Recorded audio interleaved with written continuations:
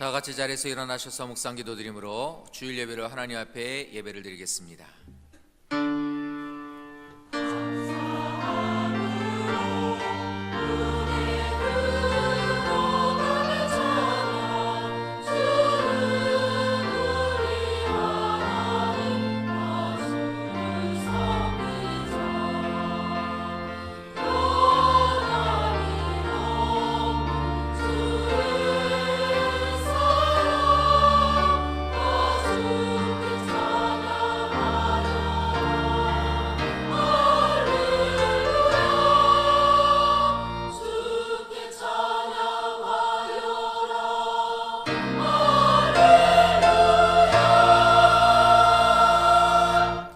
여호와께 그의 이름에 합당한 영광을 돌리며 거룩한 옷을 입고 여호와께 예배할지어다. 아멘. 전능하신 하나님 감사를 드립니다. 이 시간 주 앞에 예배하러 나온 우리 귀한 성도들을 통하여서 하나님의 이름이 거룩히 여김 받으시기를 원합니다. 진정으로 예배하는 저희 모두가 되게 하여 주시옵시고 우리 예배를 받아 주시옵소서. 나라와 권세와 영광이 영원히 아버지께 있사오며 예수님 이름으로 기도드립니다. 아멘. 다 같이 찬송가 21장으로 함께 찬양을 드리겠습니다.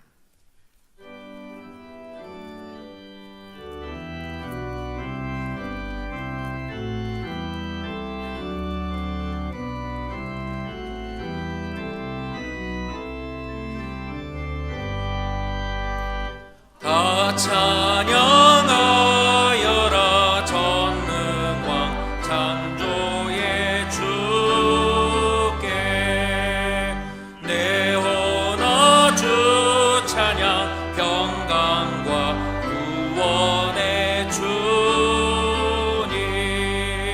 성도들아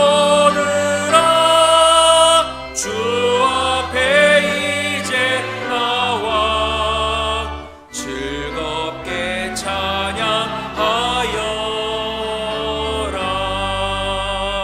다 찬양하여라.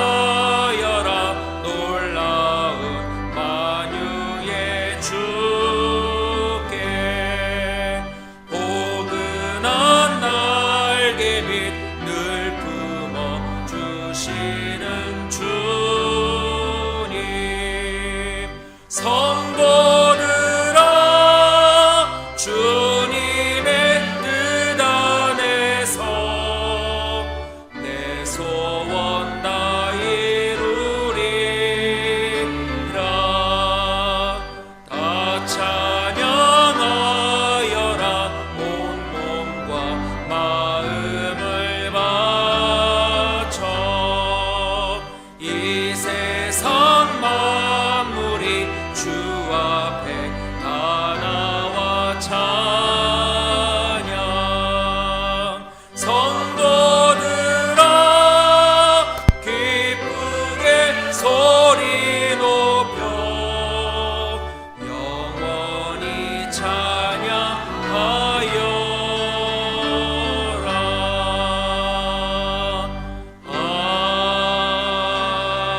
아멘. 찬송가 뒷면 교동문 2번 시편 2편의 말씀을 함께 교독하시겠습니다. 어찌하여 이방 나라들이 분노하며 민족들이 헛된 일을 꾸미는가? 여호와와 그의 기름 부음 받은 자를 대적하며 하늘에 계신 이가 웃으시며 그때 분을 바라며 진노하사 그들을 놀라게 하여 이르시기를 내가 여호와의 명령을 전하노라. 여호와께서 내게 이르시되 내게 구하라. 내가 이방 나라를 내 유업으로 주리니. 아멘. 자리에 앉으셔서 이 시간 다 같이 참회기를 드리겠습니다. 한 주간 동안 지었던 모든 죄를 하나님 앞에 고백하고 용서받는 시간이 되길 원합니다. 기도하겠습니다. 전능하신 아버지 하나님, 죄인들이 주 앞에 나와 예배를 드립니다. 부족하고 더럽고 악한 저희들을 용서하여 주시옵소서. 저희들은 하나님의 귀한 은혜를 받고도 하나님의 귀한 인자하심과 선하심과 하나님의 긍휼하심을 저희들 받았음에도 불구하고 하나님 앞에 나아가지 않고 저희들의 마음대로 살았습니다. 악하고 게으르며 추하고 더러운 것들을 저희들 가까이에 두고 저희들은 그것들을 쫓아가며 살았습니다. 하나님, 이 시간 저희들의 더러움을 이 시간 용서하여 주시옵소서. 하나님께 인색하고 하나님의 말씀을 지키는 일들을 저희들 아버지 너무나도 멀리했습니다. 기도하며 말씀대로 사는 일들을 너무나 저희들 그것을 아버지 하나님 멀리했습니다. 많은 사람들에게 상처를 주었고 오히려 그들을 하나님께로 인도하는 일들을 오히려 아버지 하나님 하지 아니하고 하나님의 이름을 욕되게 하는 일들 또한 많이 했음을 이 시간 용서하여 주시옵소서. 하나님의 교회를 아버지 하나님 위해서 살지 않고 말씀대로 살지 않았으며 아버지 하나님의 귀한 일들을 저희들 아버지 하지 않았으며 하나님께서 우리에게 명령하신 일들을 또한 거부하며 살았습니다. 더럽고 추한 저희들의 모든 죄를 용서하여 주시옵소서. 죄 사함의 권세가 주님께만 있는 것을 믿사오니 하나님 우리를 용서하여 주시옵소서. 감사드리고 예수님 이름으로 기도드립니다. 아멘. 다 같이 사도신경으로 신앙 고백을 드리겠습니다. 나는 전능하신 아버지 하나님 천지의 창조주를 믿습니다. 나는 그의 유일하신 아들 우리 주 예수 그리스도를 믿습니다. 그는 성령으로 잉태되어 동정녀 마리아에게서 나시고 본디오 빌라도에게 고난을 받아 십자가에 못 박혀 죽으시고 장사된 지 사흘 만에 죽은 자 가운데서 다시 살아나셨으며 하늘에 오르시어 전능하신 아버지 하나님 우편에 앉아 계시다가 거기로부터 살아있는 자와 죽은 자를 심판하러 오십니다. 나는 성령을 믿으며 거룩한 공교회와 성도의 교제와 죄를 용서받는 것과 몸의 부활과 영생을 믿습니다. 아멘. 다 같이 찬송가 292장으로 함께 찬양을 드리겠습니다.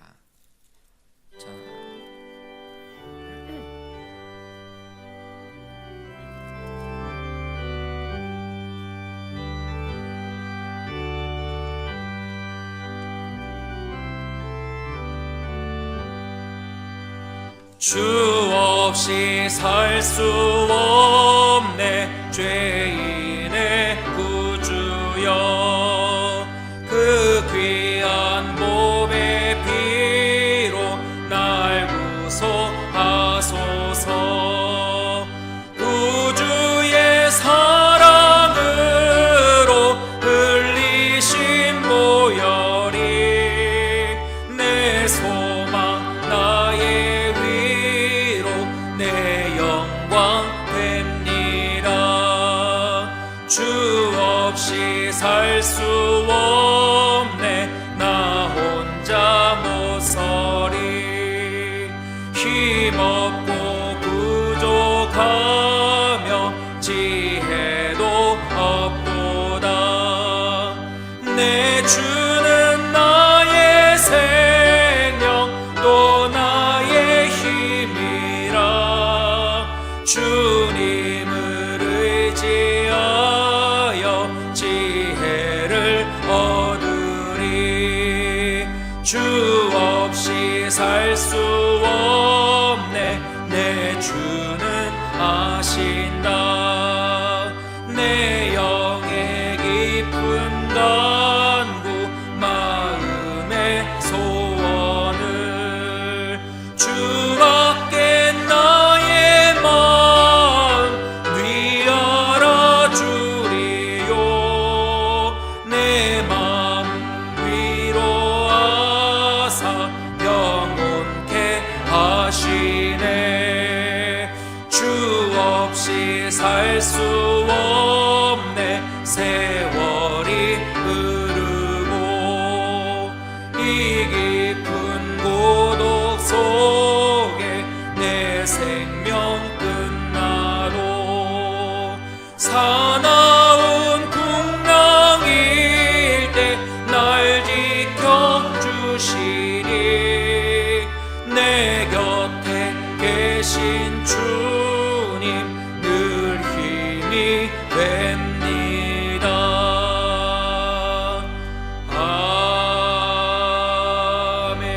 아멘. 이 시간 우리를 대표해서 이호섭 장로님 기도드리겠습니다.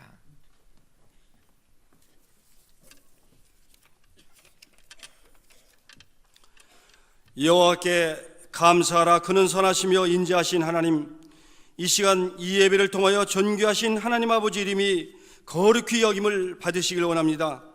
하나님 나라가 이 시간 소아성전과 광명성전 예배에 참여한 모든 성도들에게 의와 평강과 기쁨을 주셔서 하나님 나라가 이 시간 임하게 하여 주시옵소서. 하나님 뜻도 이 마지막 때에 우리 오병이를 통해 하나님의 선한 뜻과 복음으로 하나님의 뜻이 속히 이 땅에서 이루어지게 하여 주시옵소서. 하나님, 저희들 2014년도에도 새로운 결심과 각오로 하나님께 내 마음을 다하고 목숨과 뜻을 다해 주 하나님을 사랑하고 내 이웃을 내 자신같이 사랑하는 이 말씀을 지켜 이 새해에는 우리 가정, 직장, 사업장과 신앙의 모든 문제를 해결받고 복받는 2014년도가 되게 하여 주시옵소서. 하나님, 우리 오병이 교회를 날마다 부흥과 발전하게 해주심을 하나님께 감사를 드립니다. 올 한해도 우리 교회가 하나님 사랑, 이웃 사랑을 실천하고 십자가의 정신으로 2,000명 이상 전도하여 소아성전과 광명성전이 차고 넘치도록 부흥의 역사가 일어나게 하여 주시옵소서. 특별히 새해도 교회 재정과 이전을 섬기는 모든 성도들을 축복하여 주셔서 이 성전이 하나님께 속히 헌당 예배를 드릴 수 있도록 하나님 축복하여 주시옵소서. 하나님, 이전에 세우신 담임 목사님, 이 교회를 통해 하나님께서 계획하시고 역사하시는 하나님의 선한 뜻을 이루어드리는데 부족함이 없으신 목사님으로 세워주시고 늘 성령의 충만함과 영력, 지력, 체력을 더하여 주시옵소서. 또한 하나님, 목사님 내일부터 있을 해남 지역 성회 강사 목사님으로 세우셨사오니 말씀을 증거하실 때마다 능력과 권능을 주셔서 참석한 모든 성도들이 성령의 충만함을 받게 하시고 목사님 피곤치 않도록 영육의 간건함을 주시옵소서. 이 시간도 전하실 말씀 속에 능력을 주셔서 우리에게 진리와 생명의 복된 말씀이 되게 하여 주시옵소서. 사랑의 하나님, 지난날 우리에게 말과 행동으로 상처를 주는 사람들의 죄를 용서합니다. 또한 그들이 예수님을 사랑하고 복받기를 원합니다. 하나님, 우리의 죄도 사하여 주시옵소서. 지난날 저희들 삶 속에서 하나님의 마음을 품지 못하고 세상의 정욕과 욕심의 일에만 도모하고 살아온 저희들의 열악한 믿음들을 이 시간 용서하여 주시옵소서. 그리고 우리들 삶과 교회에서 신앙생활하면서 시험 들지 않게 지켜주시고 또한 저희들 세상의 악으로부터 물들고 빠지지 않도록 하나님, 우리들 이 세상 모든 악에서 구원하여 주시옵소서. 하나님의 나라와 권세와 영광이 하나님 아버지께 영원히 있사오며 거룩하신 예수님 이름으로 기도합니다. 아멘.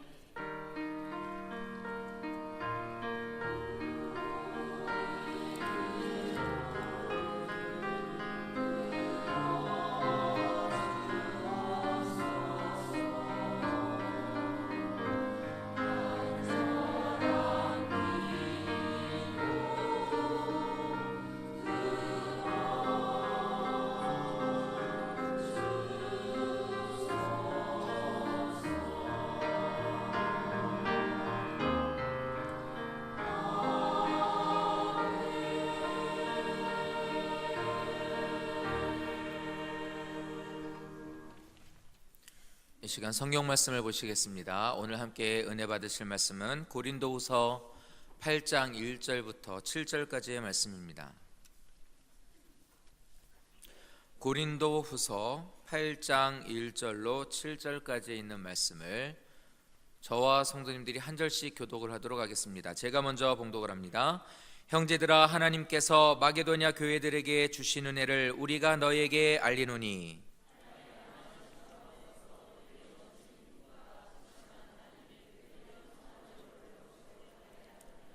내가 증언하노니 그들이 힘대로 할 뿐 아니라 힘에 지나도록 자원하여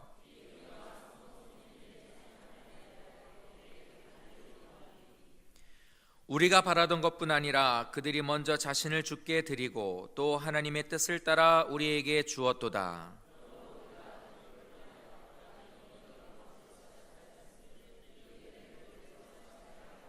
다 같이 오직 너희는 믿음과 말과 지식과 모든 간절함과 우리를 사랑하는 이 모든 일에 풍성한 것 같이 이 은혜에도 풍성하게 할지니라. 아멘.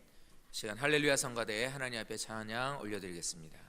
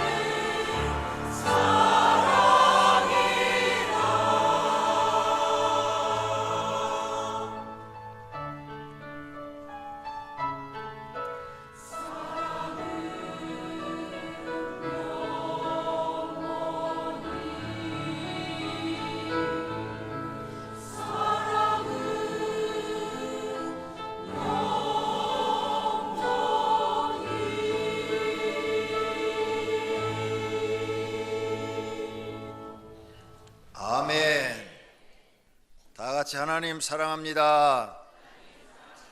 하나님 사랑합니다. 사람도 누가 사랑한다 하면 기분이 좋아요. 하나님도 우리가 막 하나님 사랑한다고 고백하면 기분이 좋으실 줄로 믿습니다. 그러므로 항상 기도할 때마다 하나님 사랑한다고 고백하시는 성도님들 되시기를 바랍니다. 어떤 사람이 열심히 병원을 다녀도 잘 낫지 않는 병에 걸렸습니다. 그래서 교회 가서 열심히 기도했어요. 주여, 제 병을 낫게 해주시면 전 재산인 집을 팔아서 몽땅 바치겠습니다. 그런데 정말로 병이 나아버렸어요. 그래서 집을 팔아서 바치려니까 너무 아까워요. 그래서 어떻게 하면은 아나니아 삽비라처럼 어떻게 좀 다 바치지 않는 방법이 없을까 하다가 잔머리를 굴렸어요. 그래서 광고를 냈습니다. 대지 80평, 건평 60평, 대금은 단돈 10만 원, 단 마당에 있는 은행나무를 함께 구입해야 함. 은행나무 대금은 5억 원. 집 팔아도 10만 원만 바치면 되는 거예요. 그랬더니 집이 팔렸어요. 그래서 집 판 돈 10만 원 약속대로 하나님께 바치고 은행나무 판 돈은 바친다고 안 했어요. 그래서 챙겼답니다. 이게 사람 마음이죠. 먼 누로 갈 때 마음 다르고 누구 나올 때 마음 다르다고 사람들의 마음이 다급하고 급할 때는 막 하나님을 찾다가 이제 문제가 다 해결되면 하나님 필요 없어요 하는 것과 마찬가지입니다. 미국에서 어떤 새로 예수를 믿게 된 사람이 헌금위원회 일을 맡게 되었다고 합니다. 그는 열심히 헌금위원 일을 하고 있는데 어느 주일 예배에서 헌금을 걷고 있을 때 시내에서 제일 구두쇠 영감님이 앞에 헌금 주머니를 가지고 갔습니다. 근데 그 구두쇠 영감님은 단 한 번도 헌금을 하지를 않는 걸 보았다는 거예요. 그래서 그 헌금위원이 헌금 주머니를 구두쇠 영감님 코앞에다 바짝 갖다 댔다고 합니다. 그리고 조금이라도 넣지 않으시겠어요? 하고 말을 했어요. 그랬더니 영감님이 실소. 그러자 그렇게 점잖게 구두쇠 영감이 대답을 했습니다. 이 헌금위원이 그러면 손을 넣어 헌금을 조금만 꺼내 가져가세요. 그건 이방인의 몫입니다. 이렇게 말을 했다는 거죠. 무슨 뜻인지 이해가 되세요? 이방이라는 이 말은 구원받지 못한 사람의 몫입니다. 불쌍한 사람, 도움을 받을 사람의 몫입니다. 교회 안에 들어온 모든 성도는 이방인이 아니라 영적 아브라함의 후손, 영적 히브리 민족이 이스라엘 민족이 된 것입니다. 그런데 이방인은 구약시대 때 구원이 없었거든요. 그래서 당신은 교회 안에 들어왔지만 이방인과 같은 사람입니다. 이런 뜻이죠. 오늘 우리는 헌금주일입니다. 1년에 2번 저희 교회는 헌금주일이 있습니다. 교회 처음 오신 분들은 이해하고 들으시기를 바랍니다. 교회는 헌금 이야기만 하는 곳이 아닙니다. 하지만 헌금에 대해서 성경에 기록된 것을 가르치는 것도 교회가 할 일입니다. 그래서 우리 교회는 1년에 2번 헌금 설교를 해서 헌금에 대해서 올바른 성경관을 가르쳐 드리는 겁니다. 매주 하는 것이 아닙니다. 그러므로 이해하시고 들으시기를 바랍니다. 제가 아는 어떤 분이 이런 이야기를 해요. 교회를 안 다니는데 부인이 한 5년 정도 전도를 했어요. 그래갖고 그날 이제 따라서 교회를 갔더니 그날 헌금 설교를 하더래요. 그래서 집에 와가지고 교회는 다시 안 간다. 아니 목사들은 맨날 돈 얘기만 하냐 이러더래요.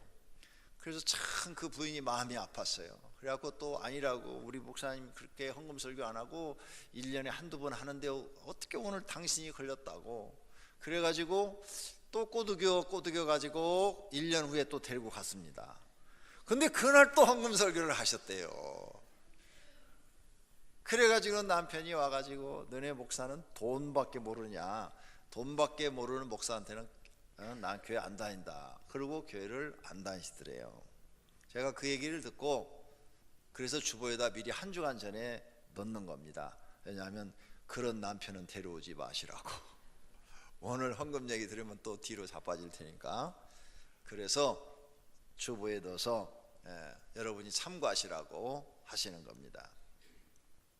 그럼 첫째로 헌금을 왜 해야 하나요? 헌금을 하는 이유 궁금해요. 왜 헌금해야 되죠? 안 하면 안 되는 거예요. 첫째는 죄인을 용서하시고 구원하여 주셨으니 감사하여 드리는 것이 헌금입니다. 우리는 죄인들입니다. 그리고 우리도 모르게 다 이미 심판이 끝났어요. 아담 이후로 죄를 범한 사람들은 자연적으로 모든 그 후손들이 태어나서 영벌을 받는 장소로 가도록 되어 있습니다. 그런데 예수님이 오셔서 우리 죄를 대신 짊어지시고 대속하여 주심으로 우리가 그 사실을 믿으면 우리 죄를 사해 주시겠다고 그랬어요. 그리고 잘못한 것은 회개만 하면 용서해 주시겠다고 했습니다. 죄를 용서받은 사람들이 이제 그 영벌을 받는 곳에서 영생을 얻는 자리로 옮겨지는 겁니다. 그래서 영원히 하나님과 더불어 살도록 복을 주신 거죠. 그 은혜를 깨달은 사람들이 감사해서 드리는 것이 헌금입니다. 그래서 시편 118편 28절에 주께서 내게 응답하시고 나의 구원이 되셨으니 내가 주께 감사하리이다. 나의 구원이 되셨으므로, 구원해 주셨으므로 나는 하나님께 감사합니다 하는 마음으로 드리는 게 헌금입니다. 구원받은 사람은 하나님의 은혜를 알아요. 그래서 그 은혜를 알므로 하나님께 감사합니다. 근데 사람들이 구원을 실감하지를 못하는 거죠. 구원이 어느 정도 큰가? 예수님이 이렇게 말했어요. 천하를 얻고도 내 목숨을 잃으면 무엇이 유익하리요? 그랬죠? 구원받는 것이 천하를 얻는 것보다도 더 소중하다는 거예요. 근데 이렇게 해갖고는 여러분 마음에 와 닿질 않아요. 감동이 되질 않아요. 천하를 가져봤어야 천하가 귀한지 내 목숨이 귀한지 알지요. 내가 그런 걸 가져본 경험이 없으니까 모르시는 거예요. 제가 그럼 이렇게 설명해 드릴게요. 모든 사람은 영벌 받는 장소 지옥으로 가도록 되어 있습니다. 세상에 감옥이 있고 하나님 나라는 감옥과 같은 지옥이 있는 것이죠. 그것으로 가도록 되어 있어요. 죄인은 감옥에 가듯이 죄를 범한 사람들은 지옥에 가도록 되어 있는 것입니다. 그리고 사람들의 소원이 뭐냐? 죽지 않고 영원히 사는 겁니다. 신들은 죽지 않고 영원히 살아요. 그래서 신이 사는 나라가 있어요. 그것은 신만이 사시는데 거긴 죽음도 없고 고통도 없고 질병도 없고 그리고 괴로움도 없고 슬픔도 없어요. 왜? 신들은 죽지 않기 때문에 슬퍼할 일이 없는 거예요. 안 먹어도 안 죽고 영원히 존재하고 시공간을 자유롭게 왔다 갔다 할 수 있고 우리가 상상해서나 볼 수 있는 그런 무한한 능력을 가진 신들인데 그 신들이 거하는 신의 나라, 하나님이 거하는 그 신의 나라, 거기는 신만이 거하는 곳이에요. 사람은 들어갈 수가 없는 곳이에요.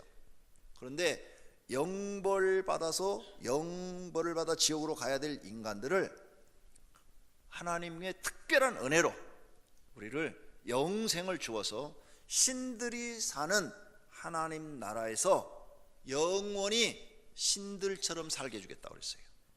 그래서 우리의 위치를 신의 아들로 양자의 영을 부어서 하나님을 아버지라 부르면서 영원히 살게 해주겠다는 거예요. 절대 인간은 신의 나라에 들어갈 수가 없어요. 신이 특별한 은혜를 주기 전에는 한 명도 들어갈 수가 없어요. 그런데 우리를 그렇게 해주시겠다는 거예요. 그게 구원이에요. 그게 구원. 그러니 천하보다도 더 귀한 것입니다. 그 은혜를 아는 사람들이 감사해서 드리는 것이 헌금인 것입니다.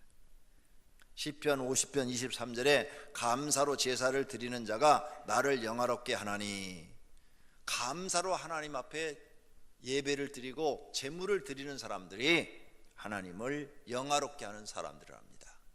감사하는 마음으로 드리는 것이 헌금이에요. 구원받은 은혜에 감사해서 드리는 거, 그게 첫 번째 이유입니다. 두 번째 헌금을 드리는 이유는 무엇일까? 모든 것이 하나님이 공급하여 주셨으므로 감사하여 드리는 겁니다. 모든 것이 다 하나님의 것이에요. 나와 내 백성이 무엇이기에 이처럼 즐거운 마음으로 드릴 힘이 있었나이까? 모든 것이 주께로 말미암아 싸우니 우리가 주의 손에서 받은 것으로 주께 드렸을 뿐이니이다. 우린 이 땅에 적신으로 나왔어요.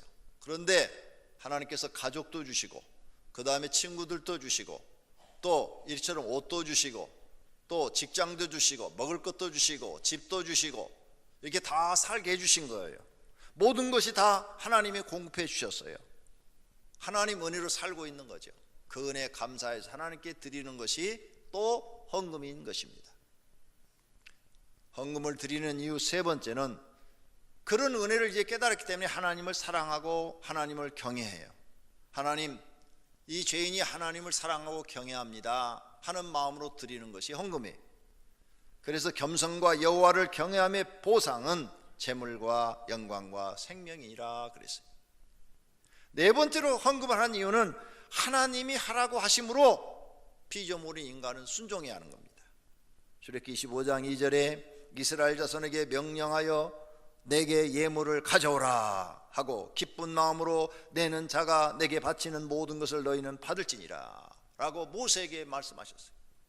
모세야, 이스라엘 자손에게 명령해라. 모두 다 예물 헌금을 가지고 오라고 그래라. 그래서 모세가 받았다 그랬어요. 하나님이 구원받은 사람에게 명령한 거예요. 그래서 우리는 피조물이므로 순종해야 되는 것입니다.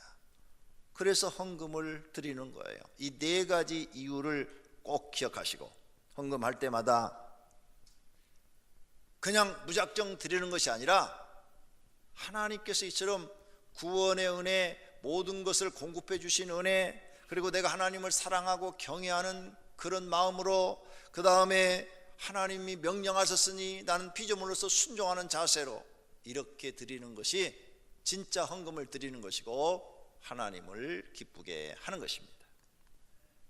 두 번째, 헌금을 안 드리면 안 되나요? 안 드리면 좋죠, 그죠? 얼른 보기에는 좋은 것 같아요. 그런데 헌금을 안 드리면 안 되나요? 이런 해답을 우리는 성경에서 찾아야 돼요. 성경. 안 된대요. 하나님께서. 하나님을 배울 때 빈손으로 오지 말라고 그러셨어요. 내 하나님 여호와께서 택하신 곳, 그게 성전이거든요. 택하신 곳 성전, 여호와를 배울 때 빈손으로 여호와를 배웁지 말고. 사람도 가정교육이 잘 된 사람은요, 어른을 찾아갈 때 절대 빈손 들고 안 갑니다. 어른을 찾아갈 때 반드시 뭔가 사가지고 갑니다. 명절 돌아옵니다. 부모님 찾아가고 또 장인 장모님 찾아갈 때 빈손으로 가시면 큰일 납니다. 빈손으로만 가시면 안 돼요. 아무리 가난해도 옛날에 아무리 가난해도 계란 한 줄이라도 사가지고 갔어요. 제 선교사 친구가 저한테 한 몇 년 전에 그런 얘기를 해요. 권목사, 나 권목사를 잊을 수가 없어. 왜? 내가 개척해갖고 교인도 없고 먹고 살기도 너무너무 힘든데 권목사가 올 때마다 꼭 계란을 사오더라, 판으로. 그게 우리한테 얼마나 도움이 됐는지 몰라. 나 그때 왜 계란 사갔는지 모르겠어요. 나도 개척해서 돈이 없어서 아마 계란을 사갔을 거예요. 아니, 친구 집에 가는데 지금 계란 사가지고 가는 사람 없잖아요. 근데 나 그때 계란을 사가지고 갔는데 내가 왜 그걸 사가지고 가는지 모르지만은 하여간 사가지고 왔대요. 그 기억이 남는데요. 특이한 친구라고. 다른 사람들은 빈손으로 오든지 아니면은 뭐 빵을 사오든지 그러는데 계란을 사가지고 왔대. 아마 계란이 영양가가 많으니까 배고프니까 이거라도 먹고 영양 보충하라고 사다 줬는지 모르겠어요. 지금도 가정교육이 제대로 된 사람은 어른을 찾아갈 때 절대 빈손으로 안 갑니다. 하나님은 온 우주를 창조하신 분이에요. 가장 높으신 어르십니다. 그분을 찾아갈 때 빈손으로 오지 말라고 그랬어요. 이게 다 성경에서 하나님이 가르쳐 놓은 겁니다.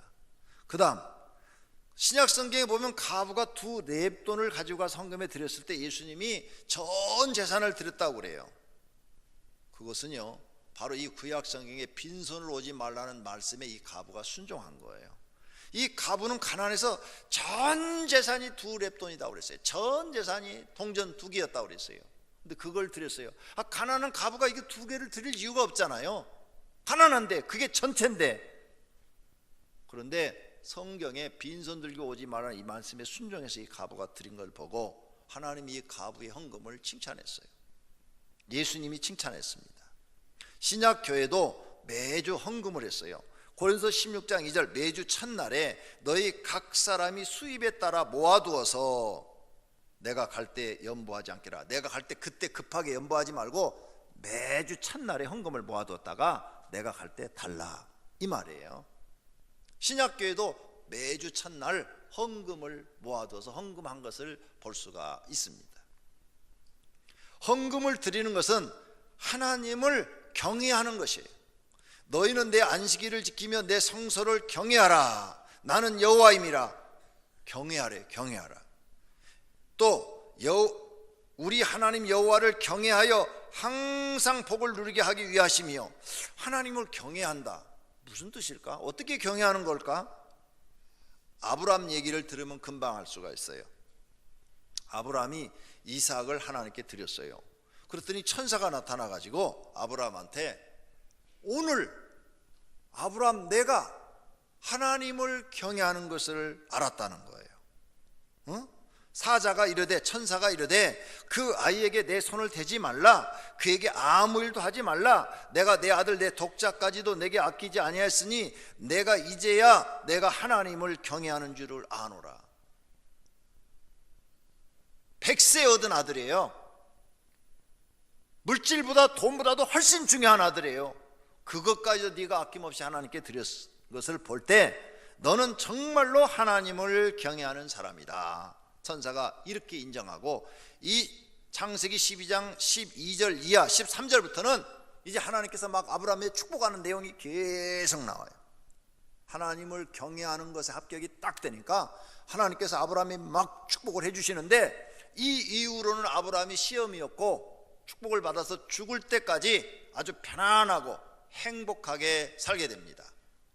이런 걸 여러분이 성경에서 배우시고 믿고 그대로 행하면 여러분도 같은 복을 받을 줄로 믿습니다.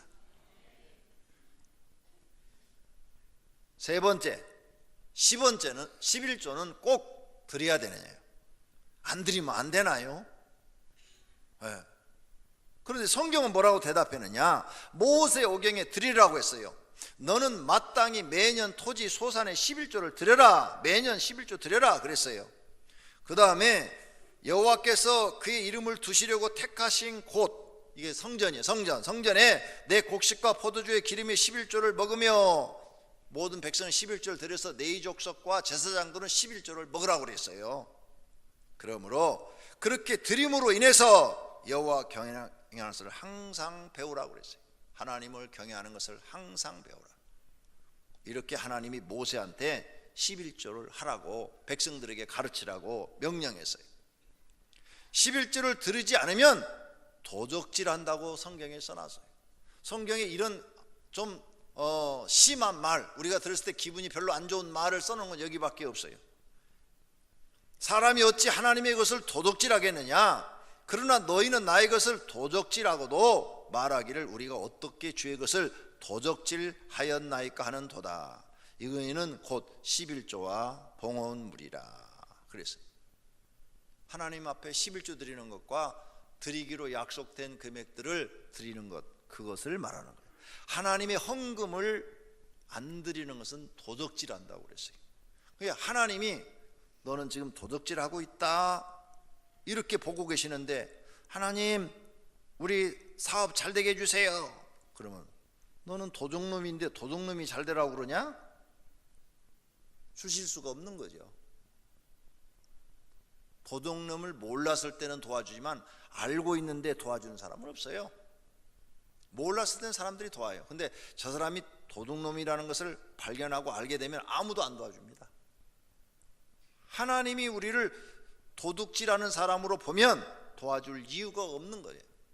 그러니 우리가 하나님 믿으면서 복 받으려면 성경 말씀에 순종해서 철저하게 온전한 11조를 드려야 됩니다. 만군의 여호와가 이르노라 너희의 온전한 11조를 창고에 들여 나의 집에 양식이 있게 하고 나의 집 하나님의 교회가 풍족하게 하고 그것으로 나를 시험하여 내가 하늘문을 열고 너에게 복을 쌓을 것이 없도록 붙지 아니하나 보라. 이렇게 말씀하셨어요. 온전한 11조. 온전한 11조는 내 수입에서 정확한 11조를 드리라는 거죠. 수입은 많은데 생활 11조만 드리는 것은 11조가 아니에요. 그건 온전한 게 아니에요. 나머지는 다 도둑질하고 있는 거니까 11조를 1,000원을 도둑질했어도 그건 도둑질한 사람이에요. 도둑놈이에요. 하나님 볼 때는 그래요. 그러니까 온전하게 드리라고 했어요. 온전하게. 하나님 보실 때 온전하게. 그런데 이런 신앙을 갖지 못하면 오랫동안 하나님께 은혜를 공급받지 못하고, 은혜를 공급받지 못하니까 마음에서 불만, 불평이 많이 나오는 거예요. 남이 보면 조금 드리고 남이 안 보면 11조 안 드리고, 그러면 하나님은 다 아시니까 저거 계속 도둑질하네. 저는 도둑질하는 사람의 기도를 하나님은 안 들으셔요. 왜? 아니 도둑놈 기도를 왜 하나님이 들어주셔요? 그러니까 내가 하나님 앞에 도둑놈 소리를 안 들으려면 정직해야 돼요. 정직하게 성실하게 드려야 됩니다. 그게 성경이에요. 이런 걸 바르게 배우셔서 하나님 앞에 인정받고 경외하여 아브라함처럼 복받기를 바랍니다. 예수님도 드리라고 했습니다. 누가복음 11장에 화 있을진저 너희 바리새인들이여 너희가 박하와 운양과 모든 채소의 11조는 드리되 공의와 하나님께 대한 사랑은 버리는 도다. 그러나 이것도 행하고 저것도 버리지 말아야 된다. 공의와 하나님께 대한 사랑을 바리새인들이 버렸대요. 바리새인들이 공의를 버렸다는 것은 뭔가 하면 재판을 하는데 제사장들 속에도 바리새인이 있어요. 바리새인은 그 율법주의자를 말하는 거예요. 그런데 재판을 해 제사장들이 하는데 뇌물을 갖다 주면은 이 사람이 잘못한 거 없는데도 잘못했다고 그러는 거예요. 공의가 없어져 버리는 거예요. 공의가. 뇌물을 받고 잘못 없는 사람도 잘못 있다고 그러고 잘못 있는 사람도 없다고 그러고 공의가 없어져 버린 거죠. 너희는 하나님 앞에 11조는 드리는데 왜 공의롭지가 못하느냐.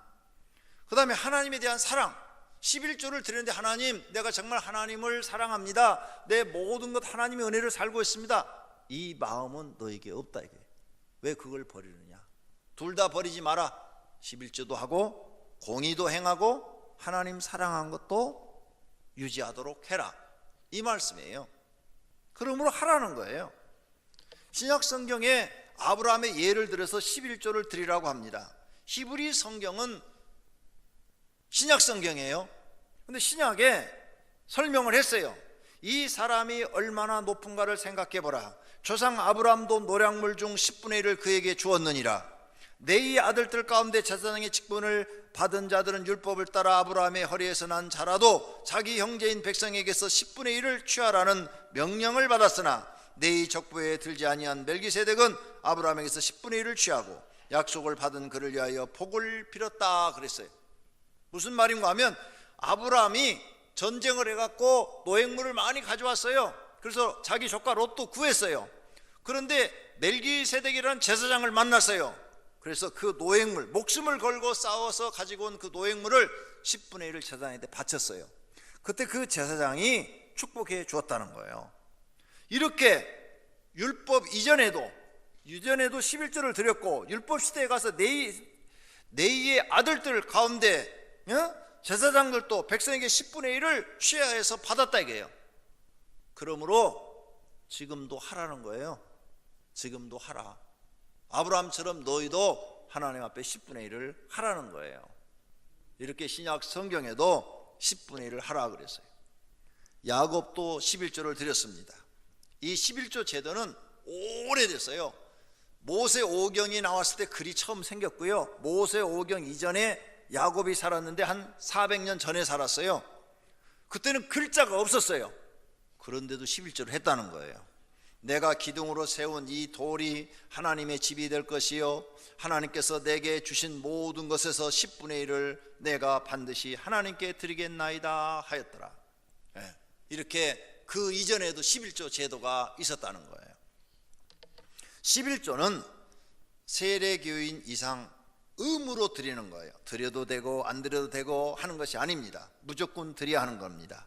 자신이 구원받았다고 믿으면 드려야 되는 거예요. 헌법에도 세례교인 이상은 11조를 해야 된다고 헌법에 명시를 해놨어요. 우리 교인이 11조만 모두 내면 우리 교회 운영하고도 부채를 충분히 다 갚아나갈 수 있어요. 아니 교인 말고 세례교인 이상 말고 재직회원 이상만 11조를 들어도 교회를 운영하고 또 빚을 갚아나가고 아무 걱정 없이 교회가 부흥할 수가 있습니다. 그런데 안 드리는 재직들이 있다는 것입니다. 그분들은 믿음이 안 되는 것인지 몰라서 하는 건지 모르지만 해야 합니다.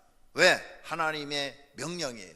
그리고 하나님께 인정받고 싶으면 해야 합니다. 그것이 성경이고 그게 하나님이 원하시는 거고 그것이 내가 하나님께 복종해야 될 구원받은 사람의 자세인 것입니다. 안 하는 사람은 교회를 어려움에 빠뜨리고 있는 것입니다. 하나님께서도 그 사람의 믿음을 인정하지 않는 것입니다. 그러므로 하나님께 인정받고 싶으면 우리는 하기 싫어도 하나님 말씀에 순종해야 되는 것입니다. 네 번째로 헌금하는 방법입니다. 어떻게 하는 게 헌금을 잘하는 걸까? 미리 준비한다고 그랬어요. 고린도후서 9장에 보니까 내가 이 형제들로 먼저 너에게 가서 너희가 전에 약속한 연보를 미리 준비하게 하도록 권면하는 것이 필요한 줄 생각하였노니 이렇게 준비하여야 참 연보답고 억지가 아니라 오늘 헌금을 드리려면 여기 예배당에 와서 헌금 주머니를 내면 안 돼요. 어떤 분이 탁 주머니에다 손 넣고 헌금 주머니에 오니까 야 1,000원짜리가 나와야 될 텐데 아이고 5,000원짜리네 큰일 났네. 막 뒤져 아이고 10,000원짜리 들어가야 돼 1,000원짜리 안 나오네. 근데 이제 저기서 오다가 벌써 이거 딱 왔어. 그래갖고는 이제 5,000원짜리 10,000원짜리니까 1,000원짜리밖에 없겠지 하고 탁 빼서 딱 받쳤는데 색깔이 보니까 50,000원짜리야. 아 오늘 엄청 손해봤네. 준비해야 된대요. 미리 교회 오기 전에 성경책 속에다 딱 준비해서 하나님 제가 이렇게 준비해서 드립니다. 그리고 믿음 좋으신 분들은 절대 꾸깃꾸깃당 하는 거 안 드려요. 옛날에도 사실로 그러고 지금도 그래요. 어떤 분들은 다 다리미질 해갖고 드려요. 그 믿음 좋은 사람 준비하는 거 하나님께 정성을 드리는 거죠. 정성 믿음을 드리는 거죠. 그 다음에 어떤 분들은 월급을 딱 타면 아니면 장사에서 하루 수입이 딱 되면 기도한대요. 하나님 주신 것 잘 벌어서 우리 가정이 먹고 삽니다. 이제 하나님 더 축복해 주셔서 하나님 앞에 더 많은 헌금을 드릴 수 있도록 복을 주십시오. 우리 교인 중에 그렇게 저한테 간증하신 분이 계셔요. 근데 그분은 정말 잘 돼요. 그래서 항상 기도한대요. 헌금을 뗄 때 항상. 그렇게 기도를 하니까 하나님 그걸 기쁘게 받으시니까 그 가정에는 별로 어려움이 없어요. 돈 때문에 걱정하는 얘기를 한 번도 난 들어본 적 없어요. 그 집에. 믿음대로 하나님이 축복하시는 거예요. 헌금은 미리 준비해야 이것이 참 연보답고 억지가 아니니라 그랬어요. 성경이 이렇게 써놨다니까요. 그러니까 항상 여러분이 앞으로 드리려면 준비하셔야 돼요. 어차피 교회 나가서 드릴 것 성경책 써다 넣어가지고 오면 되는 거 아니에요? 남 눈치 볼 것도 없잖아요. 제 친구 하나가 옛날에 총각 때 키가 좀 조그맣고 얼굴도 시커멓고 이렇게 얼굴이 딱 시골에서 자란 애같이 이렇게 하고 다녀요. 그래서 하루는 커피를 먹고 이제 돈을 내는데 야 오늘 네가 내 그랬어요. 그랬더니 여기서 옛날에는 이 바지 여기가 주머니가 있었어요. 비상 주머니. 요즘은 없어요. 그런 주머니가 남자들. 여기서 이렇게 꼬깃꼬깃 해갖고 이렇게 막 구겨진 돈을 이렇게 커피값으로 내더라고요. 그래서 내가 그랬지. 야, 너 장가가고 싶으면 이렇게 내지 마 앞으로. 여자가 이거 보면 다 도망가겠다. 어차피 내야 돼. 남자가 이게 뭐냐 이게 남자가 째째하게 그렇게 하면 여자가 그거 보면 저 쪼잔하다고 다 도망가. 딱 환경을 봐서 내가 내야 되겠다 생각하면 탁 지갑에 돈을 탁 내. 그리고 단을 탁 빼서 탁 줘. 오늘 제가 냅니다 하고 탁 내. 그럼 옆에 있는 여자들이 야 멋있다 그래. 그러면 또 여자가 많이 따를 거야. 그랬더니 그 다음 날부터 딱 고쳐버렸어요. 지갑을 딱 사가지고 넣어갖고 어디 가서 밥값이나 차값 내면은 멋있게 탁탁 내는 거예요. 그러더니 자기가 중학교 때부터 좋아하던 여자를 만나가지고 커피도 사주고 밥도 사준데 멋있게 사준 거야. 그랬더니 그 여자가 반해갖고 결혼했잖아. 돈 쓸 때 멋있게 써야 돼요.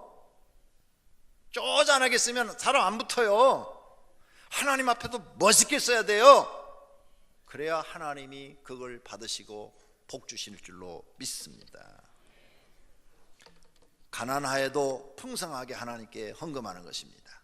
고린도서 8장 2절에 환난의 많은 시련 가운데서 그들의 넘치는 기쁨과 극심한 가난이 그들의 풍성한 연보를 넘치게 하게 하였다. 오늘 본문 말씀, 가난 속에서도 풍성한 연보를 하나님께 드렸다. 이게 바로 믿음인 것입니다. 고린도서 8장 20절에 이것을 조심하면 우리가 맡은 거액의 연보에 대하여 아무도 우리를 비방하지 못하게 하려 함이니, 거액, 고린도 교회 성도 중에는 거액을 하나님 앞에 연보로 드린 사람도 있다는 거예요. 우리 교회도 그런 복받은 사람들이 많이 나오기를 축원합니다. 축원합니다. 하나님의 이름에 합당한 예물을 하나님께 드리라고 그랬어요. 여호와 이름에 합당한 영광을 그에게 돌릴지어다. 예물을 들고 그의 궁전에 들어갈지어다. 강화도 어떤 장로님은 1980년대 추수감사헌금을 드릴 때마다 가장 많이 드렸대요. 그래서 그 지방 감리사가 어떻게 장로님은 이렇게 매년 80년대 250만 원, 지금 2,500만 원도 더 되는 이런 돈을 이렇게 하나님 앞에 추수감사헌금으로 드리냐. 그러니까 노님 50평 그렇게 많은 거 아니에요. 한 마지가 한 200평 되니까 뭐 한 50마지밖에 안 되는 그런 거니까 그렇게 부자는 아니에요. 뭐 천석지기 막 백석지기는 몇만 평 몇십만 평 막 이렇게 되거든요. 그런데 이건 그렇게 부자는 아닌데 탁 추수를 해가지고 하나님 앞에 항상 10분의 1을 정확하게 드렸다는 거예요. 어떤 이들은 비료값 떼고 인건비 빼고 농약값 빼고 또 각종 세금 빼고 그 남는 거 11줄 하니까 얼마 안 드렸는데, 이 장로님은 투자 비용을 따지지 않고 무조건 인색하지 않게 하나님 앞에 드렸더니 하나님께서 날마다 농사를 잘되게 했고 자녀들을 잘되게 해주셨다는 거예요. 믿음대로 하나님은 복을 주실 줄로 믿습니다. 결론으로 알렉산더 더프라는 분이 계세요. 1816년 스콜런 한 교회에서 선교헌금을 하는데 바구니를 이렇게 헌금을 합니다. 그런데 앞에다 바구니를 이렇게 쫙 갖다 놨는데 이 어린아이가 가서 딱 앉는 거예요. 앉아. 너 왜 그러냐 그랬더니 저는 하나님께 드릴 헌금이 없어서 제 몸을 헌금으로 드립니다. 그런데 이 아이가 13년 후에 인도에 선교사로 갔는데 인도의 유명한 알렉산더 더프 선교사입니다. 훌륭한 일을 많이 해냈어요. 미국의 어느 주일학교 예배 시간에 헌금을 하게 됐는데 어떤 아이가 눈만 감고 이렇게 기도만 하고 있는 거예요. 그래서 그 담임 교사가 너 왜 너는 헌금을 안 하고 이렇게 눈만 감고 있냐? 그래서 저 눈 감고 있는 게 아니라 기도하는 건데요, 집이 너무 가난해서 헌금을 드릴 돈이 없어요. 그래서 눈 감고 기도하고 있습니다. 그래, 무슨 기도를 하고 있느냐? 하나님, 나는 드릴 돈이 없어서요 내 몸과 내 생명과 내 일생을 하나님께 바칩니다. 이렇게 선생님이 그 기도에 감동을 받아고 돈을 주었어요. 돈. 자, 이놈 갖고 매주 너 1달러씩 헌금을 해라. 그래서 1달러짜리로 바꿔가지고 매주 헌금을 하는데 몇 주가 지나니까 또 안 하고 가만히 있는 거예요. 그래서 선생님이 물어봤어요. 너 왜 또 헌금 안 하냐? 돈 주었는데. 그랬더니 주머니에 돈을 가지고 다니니까요 자꾸 뭐가 사 먹고 싶은 거예요. 선생님이 이 돈을 헌금하라고 줬는데 사 먹을 수 없잖아요. 그래서요 지난주에 몽땅 다 드려버렸어요. 그리고 차라리 나는 하나님 내 몸을 드립니다 하고 기도하고 있어요. 근데 이 사람이 우리 한국의 장로교 최초의 선교사고요, 이 한국의 장로교를 이렇게 부흥시킨 최초의 목사입니다. 할렐루야. 그의 후손이 지금까지 우리나라 다 살아요. 3대가 다 여기서 살면서 지금도 그 후손이 한국의 선교사로 지난번 방송에 나오더라고요. 지금도 활동을 하고 있고 북한 왔다 갔다 하면서 북한에 폐병 환자들을 돕는 그런 사업을 하고 있더라고요. 다 잘 됐더라고요. 할렐루야. 헌금이 없으면 몸이라도 하나님께 드리는 믿음이 있기를 바랍니다. 할렐루야. 헌금을 보면 그 사람의 믿음이 보이는 것입니다. 말이 필요 없습니다. 그 사람이 하나님을 신뢰하고 믿고 사랑한 만큼 헌금을 드립니다. 헌금은 하나님을 믿는 믿음만큼 드립니다. 헌금은 하나님을 사랑하는 만큼만 드려요. 헌금은 하나님께 감사하는 만큼 드리는 것입니다. 그래서 그 사람의 믿음만큼 드리는 것이 헌금입니다. 그러므로 헌금을 보면 그 사람의 믿음이 보이는 것입니다. 하나님은 성도님의 믿음을 항상 보시고 계십니다. 하나님을 사랑하시는지 돈을 사랑하시는지 보고 계십니다. 집 하인이 두 진을 섬길 수 없나니 혹 이를 미워하고 저를 사랑하거나 혹 이를 중히 여기고 저를 경히 여길 것임이니라. 너희는 하나님과 재물을 겸하여 섬길 수 없다고 예수님이 말씀하십니다. 헌금은 하나님께 드리는 것이지 사람에게 드리는 것이 아닙니다. 모든 돈의 주인이 하나님이시고 공급자이심을 믿는 증거입니다. 안 드리는 것은 내가 벌어서 내가 산다는 생각입니다. 헌금은 자신이 하나님께 인정받을 수 있는 좋은 방법이기도 합니다. 모든 성도가 하나님께 인정받고 복을 받으시기를 축원합니다. 2014년도에는 헌금을 드림으로 믿음을 인정받으시기를 축원합니다. 시편 128편에 여호와를 경외하는 자는 이같이 복을 얻으리로다 하셨는데 하나님을 경외하시고 복을 받으시기를 축원합니다. 할렐루야. 말씀 생각하며 통성으로 기도하십시다. 하나님 아버지, 결단의 기도를 합니다. 오늘 우리가 말씀을 듣고 말씀대로 살겠습니다. 말씀대로 순종하겠습니다. 하나님 앞에 헌금도 드릴 줄 아는 믿음의 사람이 되겠습니다. 헌금을 드리는 이유를 이제 배웠습니다. 구원받은 은혜, 하나님께서 모든 것을 공급해 주시는 그 은혜, 그리고 하나님을 사랑하고 경외하는 마음으로, 그리고 하나님이 명령을 했으니 순종하는 마음으로 드려야 한다는 것을 배웠습니다. 하나님, 이제 억지로 드리지 말고 기도하고 감사하고 미리 준비하고 하나님 앞에 내 믿음을 드립니다 하는 믿음으로 드려지게 하소서. 그래야 하나님께 인정받고 내가 하나님 앞에 기도하는 거 우리 하나님께서 다 응답하시고 복 주시는 은혜가 있기를 원합니다. 오늘 이 말씀을 들은 모든 성도들 마음속에 성령 하나님 역사하여 주셔서 믿음을 주시옵소서. 예수님의 이름으로 기도드립니다. 아멘.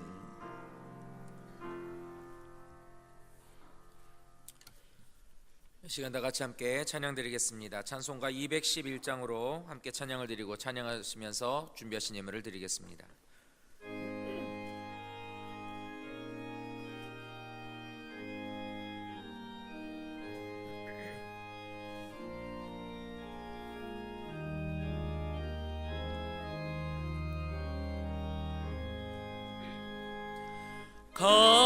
값비싼 향유를 주께 드린 막달라 마리아 본받아서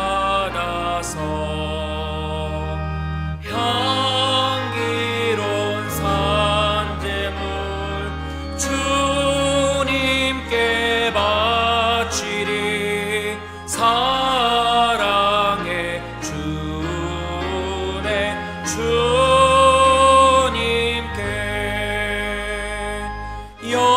연약한 자에게 힘을 주고 어두운 세상에 빛을 비춰 성실과 인내로 내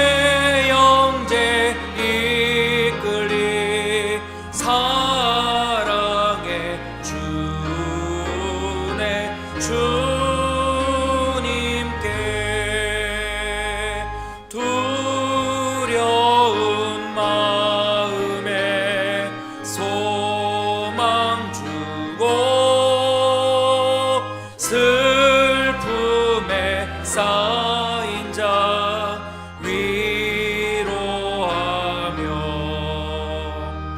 길 잃은 자들을 친절히 이끌리 사랑의 주네 주님께 인생의 왕운이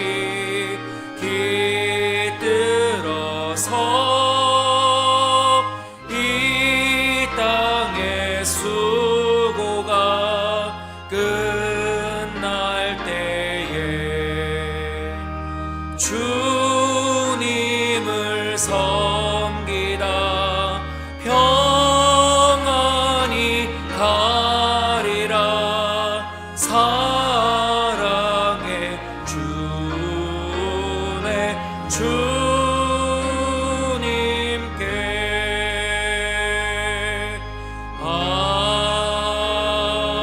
아멘. 하나님 앞에 봉헌 올려드리겠습니다.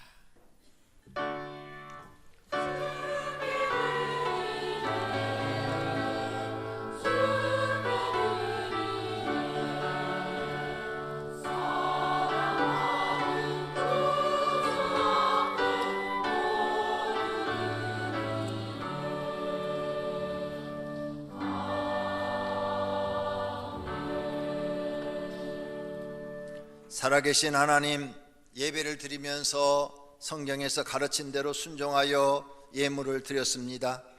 하나님께서 구원해 주신 애 감사하고 모든 것을 공급해서 이처럼 살게 해주신 것 감사하고 그리고 하나님을 사랑하고 경외하는 마음으로 드렸습니다.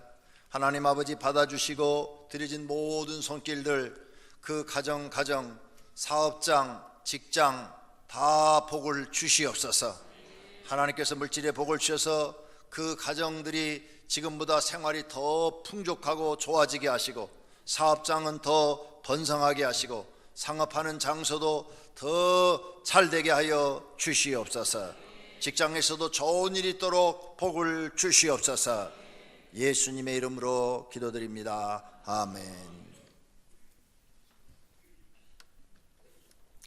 성구 암송 시간입니다. 주보 1페이지 우리 맨 밑에 이번 달 암송 구절 말씀 다 같이 함께 큰 소리로 읽겠습니다.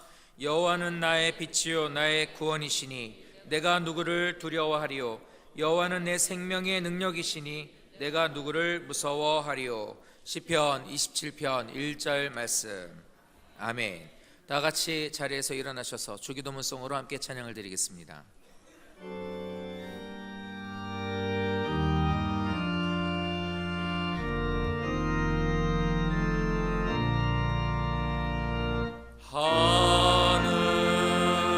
하늘에 계신 아버지 이름 거룩하사 주님 나라 임하시고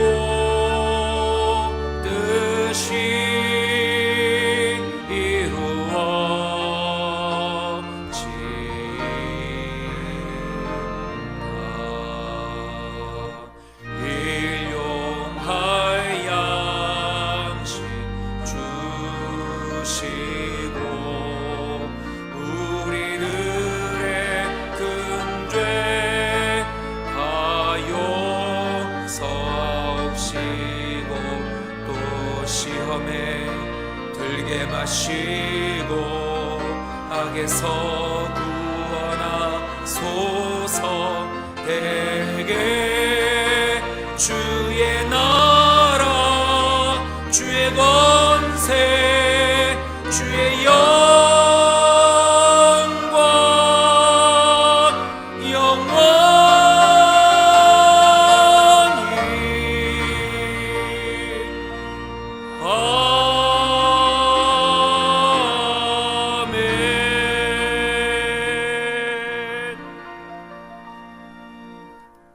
오늘도 하나님을 하나님을 사랑하여 하나님을 경외하는 마음으로 예배를 드린 사랑하는 권속들과 그 가정에 있는 식구들과 다니는 직장과 경영하는 사업장이 이제로부터 영원토록 우리 주 예수 그리스도의 은혜와 하나님의 사랑하심과 교통하심과 복 주심이 있을지어다.